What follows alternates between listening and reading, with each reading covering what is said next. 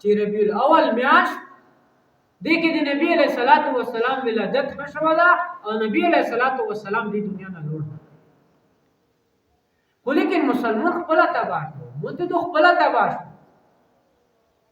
عجیبه خبرې وروته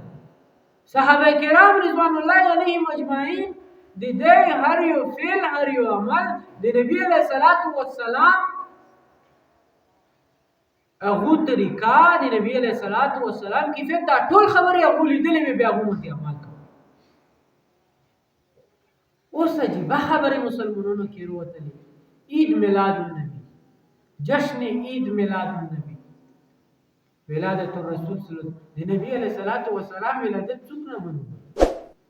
کوم مسلمان دا به بدبخت دی چې دا به د نبی علیه الصلاۃ والسلام ولادت نه مني هغه نبی چې انسانون خو پرېږده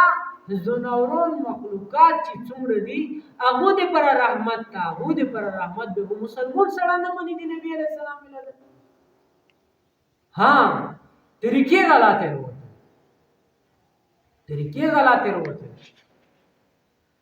عید جشن عید میلاد النبی دا خبره کوو بارهای بیانو حالانکه نبی علیه الصلاۃ والسلام خپله فرمایي چې محمد ته دوا تهوار کړي یو عید الاضحی یو عید الفطر وړي کوي بطور انعام رمضان روزي ولري ستري حضرت سیدنا ابراهیم علیه السلام سنت هغه قرباني هغه ژوندي کول سنت ده دریم چې دا نبی علیه السلام خدا فرمایي شاه ولی الله رحمت الله علیه دې روایت کې خبره غولي حدیث کې مغولي چې نبی علیه السلام صحابه او تداو فرمایل چې مکمل انبیا چې ولي هغه چې لوړل دی هغه امتیونو دی هغه قبرونه او دی هغه قبور هغه روزه دا سجدګاه جوړ کړل دی مو قبر دا تاسو سجدګاه مو عیدګاه جوړ نه کړي نبی علیہ السلام کو دا فرمایي ولیکن نن عید میلاد النبی تاسو ته پہلا خبر اوکړه لږ کی تاریخ ته لوټ شي لږ کی تاریخ پڑھاو کې اسلامی سیرت پڑھاو کې 6 صدای رسي نه عید میلاد النبی خبره وا نه جشن ولادت النبی داسې جلسه خبره وا 602 هجری کې 2 کسان وروړل 2 سلطان ابو سعید مظفر او دا رنګي ابن الخطاب دا 2 کسان وروړل د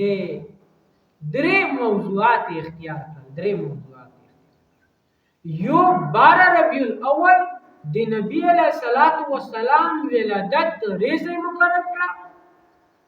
بل عید میلاد النبی دا خبره ورسله د 12 ربیع الاول ته او دویمه خبره دا وکړه چې د علماو صلحاو اجتماعي قائم کړه علما ورغوښتل صلحا ورغوښتل او دریمه خبره دا وکړه چې په دې مجلس کې څومره کسان شریک شي هغه د پره د مړی تنظیم وکړه او هغه د نبی علیه الصلاۃ والسلام روح پر فتو هغه په نومامته هغه شینه ایصال ثواب د پر قائم دا درې خبرې کوي هغه وخت کې چې پهلا ورځ نه 602 هجری کې علما چکشل په دغه خبره منتي وایي چې دا بدعت سیئه ده دعا ګروپونه جوړ شو دعا علامه فقهانی رحمه الله تعالی فورا هغه کې چکشل په دې منتي رد وکړه وای فرمایل چې دا شایخ تیرول دا بدعت سیئه ده نه دی علما یو بل ګرور چکشل هغه دا فرمایل چې دا مباح دي مباح سلطان و بادشاہ بیا علماء خیر حال هغه علماء هغه ته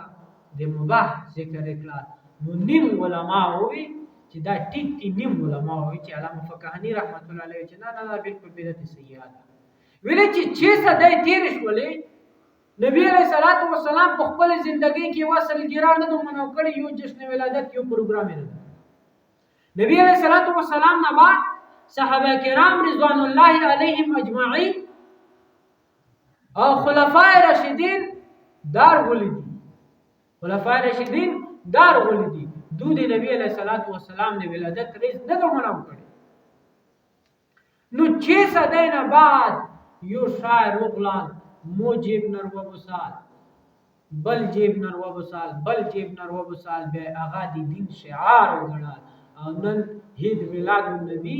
جشن عید میلاد النبی دا دی دین شعار ګڼل کی دیمته مختلف خرچي کیږي د دې ډېر کباحتونه دي په دا پروګرام کې اول خدا دو چې فضول پیسې خرج کول دي فضول اول کباحت دا ده چې فضول پیسې خرج کول دي حالانکه اسلام کو دا نه دی اسلام کو یې چې فضول تبذیر کول چې وځي کې تبذیر کا ان المبذرین كانوا اخوان الشیاطین تبذیر کول کې دا خو شیطان ورونه دي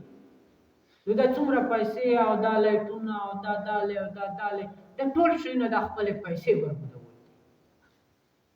ولادت خو مې په خبره ده توقع چې د نبی علیہ الصلوۃ والسلام ولادت بسعادت دا کوم بدبخت مسلمان وي چې دا بزړه نه څوک وي چې نبی علیہ الصلوۃ والسلام ولادت ولیکن دا طریقې اختیارول دا نه دی او به دا شعار کړل دا شی نه مانی چې دین کې یو شان نشته ویلر ولي صفه دین بیان کا سختی خو به تکلیف خو به ولیکن ایمان خو به باچوي اعمال خو به باچوي که تو عقیده خراب وي یعنی تو اعمال خراب وي تو عملو کې شرک وي تو عملو کې ریا وي تو عملو کې اخلاص نه وي نو دا عمل به څه فائدہ نه کوي دا رنګي تو عقاید خراب دي عقیده لري خراب دي دا عمل کا واقع نه ځای کوي ته کوي چې ځای